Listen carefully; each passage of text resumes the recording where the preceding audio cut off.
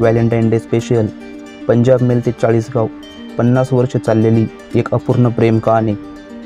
Punjab mail गेल्यावर ते जेवण करत असत, म्हणजे त्यांनी शेवटच्या दिवस, त्यांच्या आयुष्याचं शेवटच्या दिवसाचं जेवण, अच्छा 30 डिसेंबर 1989चं जेवण रात्रीचं त्यांनी पंजाब मेल गेल्यावरच घेतलं. 14 फेब्रुवारी व्हॅलेंटाईन डे, दोन प्रेम करणाऱ्या व्यक्तींचा खास दिवस, आपल्या प्रेमाची कबुली देणारा दिवस. पण प्रत्येकाला या दिवशी आपलं प्रेम भेटत नसतं. काहींचं पूर्ण आयुष्य आपल्या आवडत्या व्यक्तीची वाट बघण्यात निघून जातं. तर अशीच एक खरी प्रेम कहाणी आजच्या व्हिडिओच्या माध्यमातून बघू. मुंबईवरून येणाऱ्या पंजाब मेलची वाट बघणारा, ट्रेन येईपर्यंत जेवण न करणारा आणि ट्रेन निघून गेल्यावर हताश आणि निराश मनाला डोळ्यातील अश्रू गाळत समजावणारा असा एक अवलिया, आणि ह्याच अवलियाची ही खरी प्रेम कहाणी.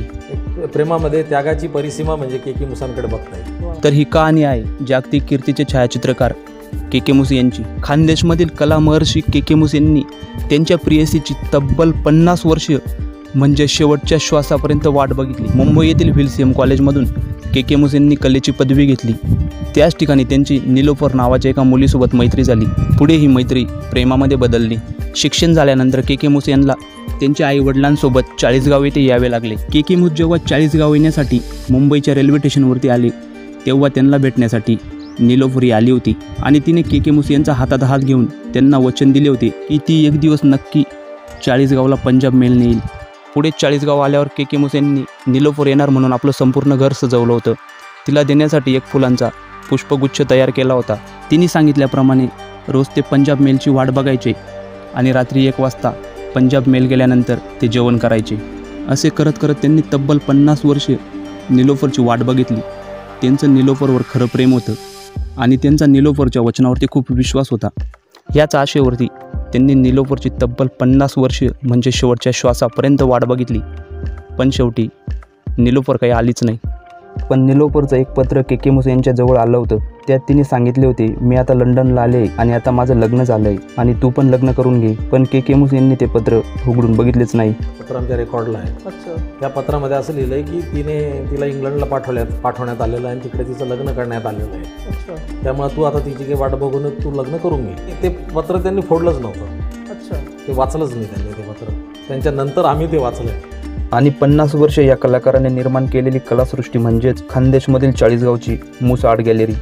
या खानदेशच्या भूमीत अनेक नररत्न जन्माला आली. त्याच्यामध्ये मागच्या शतकामध्ये के मुस हे जन्माला आले. ह्या व्यक्तीची ही कर्मभूमी. यांचा जन्म जरी मुंबई शहरात झालेला असला, हे पारशी कुटुंबात जन्माला आले, परंतु या कर्मभूमीत त्यांनी राहण्याचा निर्णय घेतला. त्यांनी 1940 ते 1989 म्हणजे त्यांच्या आयुष्याच्या शेवटच्या श्वासापर्यंत जवळजवळ ही 50 वर्षाची त्यांची स्वेच्छा आत्मकैद होती. हे त्यांचं शयनकक्ष आहे. इथे ते झोपायचे या बेडवर. ते सतार वाजवायचे. हे त्यांच्या काही खाजगी वापरातल्या वस्तू आहेत. हा रेडिओ, ह्या कॅमेऱ्याने सगळी करामत केलेली आहे. हा बॉक्स कॅमेऱ्याने जवळजवळ 13,000 कलाकृतींची निर्मिती केलेली आहे. हे लव लॉकआउट आहे. प्रेमाला कुलूप लागलेलं आहे. ते कसं कुलूप लागलं तर प्रेम हे सुंदर असतं, फुलासारखं नाजूक पण असतं, पण जेव्हा त्यात वासना प्रवेश करते, Wien passion enters in love, तर त्यामध्ये मग प्रेम बाजूला राहतं आणि समस्यांचा डोंगर तुमच्या पुढे उभा राहतो.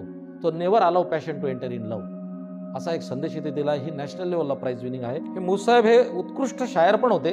ते स्वतःबद्दल असं म्हणायचे की अलग हम सबसे रहते हैं, मिसाले तार तंबूरा, जरा छेडे से मिलते हैं, मिला लो जिसका जी चाहे. असं उत्कृष्ट कार्य, उत्कृष्ट शायरी ते करायचे. याच्यावर सुद्धा त्यांनी कलाकृती निर्माण केली आणि त्याच्यावरही त्यांनी शेर लिहिला की टूटी हुई तुरबत पर बिखरे बालों को फैलाकर जब कोई नाज़नीन रोती है तो वो महसूस करती है कि मौत कितनी हसीन होती है. खूप मोठी मोठी लोक इथे येऊन गेलेले आहेत. बाबा आमटे आहेत, जयप्रकाश नारायण आहेत, श्रीम माटे आहेत, नासी फडके आहेत. नासी फडके तर त्यांचे जीवाचे कंठस्थ मित्रच होते. नासी फडके आणि कमलाताई फडके हे त्यांच्या जवळजवळ नेहमीच सहवासात असत. हे एक त्यांचे जीवलग मित्र होते. हे विनोबाजी भावेंचे भाऊ आहेत. शिवाजीराव भावे हे फार मोठे तत्त्वज्ञ होते आणि धुळ्याच्या समर्थ वाग्देवता मंदिराच्या संस्थापकांपैकी ते एक आहेत. प्रके आत्रे इथे येऊन गेले.